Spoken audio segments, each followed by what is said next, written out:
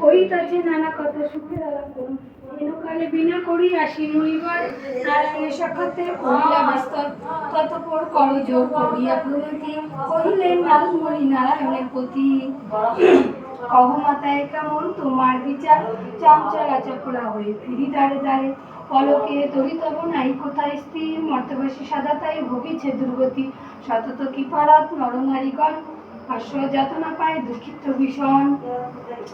অনুভবে শীর্ণকায় বলহীন দেহ দুঃখ কষ্ট আত্মহত্যা করিতাছে কেহ